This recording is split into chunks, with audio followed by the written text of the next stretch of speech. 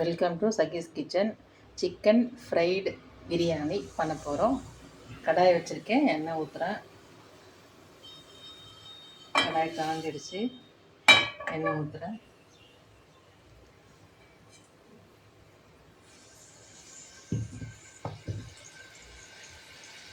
நான் ஒரு 1/4 kilo chicken தான், 1/4 கிலோவில் ஒரு 300 கிராம் இருக்கும் சிக்கன் தான் பிரியாணி பண்ண போகிறேன்.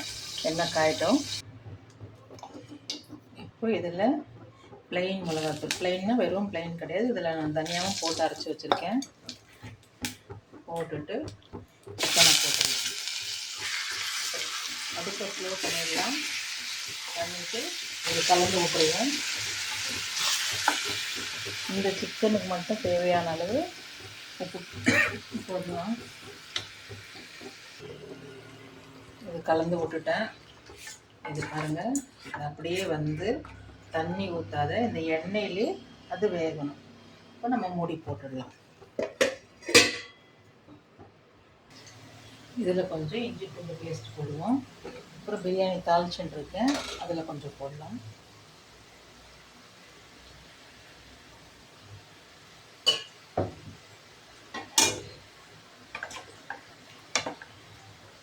இதுக்கு மேலே மூடி போட வேண்டாம், அப்படியே வந்து நல்லா ரோஸ்ட் ஆகட்டும். அதுக்குள்ளே இந்த பக்கம் பிரியாணி தாளிச்சுட்டு இருக்கேன். பாருங்க, சிக்கன் நல்லா ரோஸ்ட் ஆகிடுச்சு.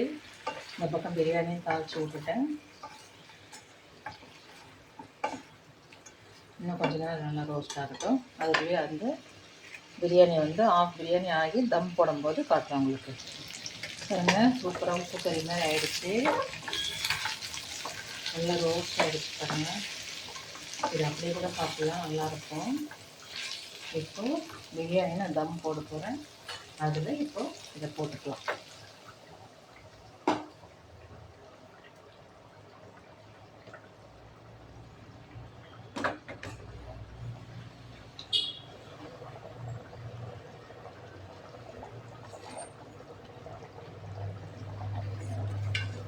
இந்த மாதிரி நீங்களும் செஞ்சு பாருங்கள், டேஸ்ட்டு டிஃப்ரெண்ட்டாக இருக்கும். நானே தான் ஃபஸ்ட் டைம் செஞ்சு ஏற்கனவே ஒரு தடவை செஞ்சுருக்கேன். இந்த எண்ணெயெல்லாம் போடும்போது நல்லாயிருக்கும்.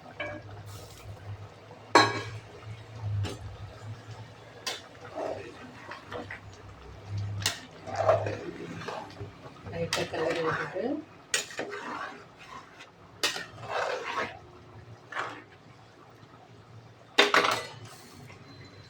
நெய் கொஞ்சம் போட்டு நம்ம மூடிடலாம்.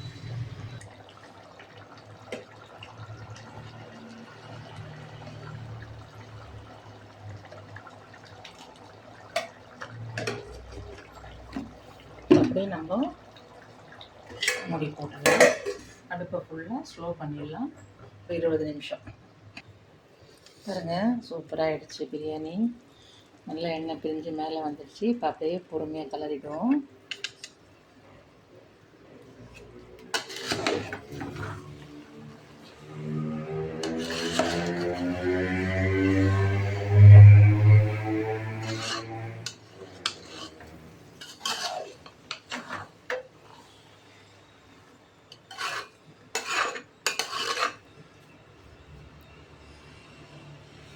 நல்லா அப்படியே ஜூஸியாக இருக்குது பாருங்கள். இது அப்படியே இருக்கட்டும், நான் ஸ்டவ் ஆஃப் பண்ணிடுறேன்.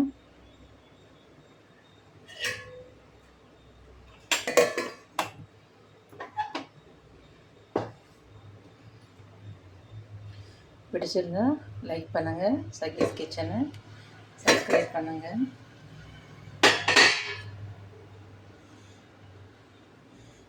நல்லதே நினைப்போம், நல்லதே நடக்கும். நன்றி, வணக்கம்.